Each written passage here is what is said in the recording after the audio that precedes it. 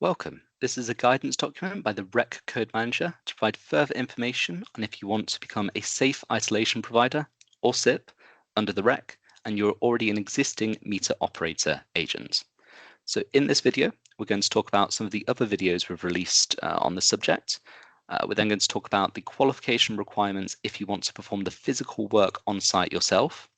Thirdly, we're going to talk about the qualification requirements to extend your current MOA accreditation into the SIP accreditation.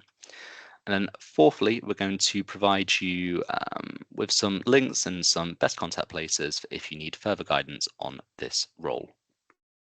So firstly, in terms of some of the other videos we've provided on this topic, we have provided a video which outlines some of the context of the SIP role, which talks about the different REC terminology, the history and context of the safe isolation provider role, where the requirements for a SIP are baselined in the REC code, and where you can find further information and guidance on that topic. So if you have any questions about the SIP role more generally, and you haven't watched that context video yet, I'd really recommend you check that video out first. Additionally, if you've clicked on this video, it's because you're currently a meter operator agent or a MOA under the REC. If you're not currently a MOA, we've also outlined or provided a couple of different videos, one for if you're not currently qualified under the REC, and one for if you're qualified only as an EMO and not a MOA. So if either of those conditions sort of describes your qualification better, I'd recommend you check those videos out instead. But to move on, if you're a MOA, currently, you may do some of your physical metering work, the EMO sort of side of the work in-house, or you may subcontract that out to a qualified EMO. So you can continue to do that for the energization and de-energization work. You do need to subcontract out the work to a qualified EMO, or you can complete that work in-house. As a reminder, the Consolidated Metering Code of Practice, COMCOP, is what outlines the minimum requirements that apply to the installation, operation, and maintenance of metering equipment.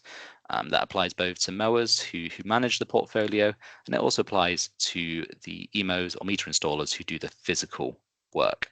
So if you did want to qualify as an EMO yourself and you're not already, then you need to be able to demonstrate that you can complete the entire scope of the EMO requirements in COMCOP. So that includes being able to install, exchange, remove meters and everything in between.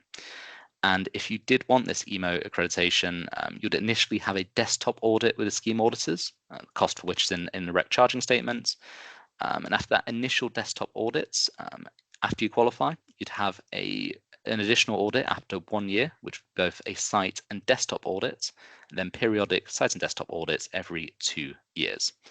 So if you do complete that initial desktop audit and it's compliant, you'll receive your COMCOP accreditation, you'll get a nice shiny certificate from us and be added to our list of qualified EMOs on the REC Party Register. EMOs have to work under the instruction of a qualified MOA or SIP. Cool. So if we then move into what you're probably here to listen about, it's how do you become a SIP if you're already a MOA under the REC? So there are 2 requirements. You'll firstly have to accede to DACUSA by completing the DACUSA accession form that can be found on the DACUSA website. So you should notify us at the REC when this accession is complete, and we will then update our REC Party Register to outline that you are qualified as a SIP. So if you don't notify us, then we'll be able to find out. DACUSA will pass that information on to us, but it might take a little bit of time before that's reflected more publicly. So we'd recommend you reach out to us directly. And the reason for that is in order to actually begin operating as a SIP, you'll need to submit some change forms to the BSC to be able to apply for the SIP roll code, which is roll code Y. So for your MOA work, you'll be using roll code M, and then for any SIP work, you'll be using roll code Y. So you need to submit an MDG change request form and an Entity 45. You probably won't need to submit an Entity 1 if you're already operating as a MOA.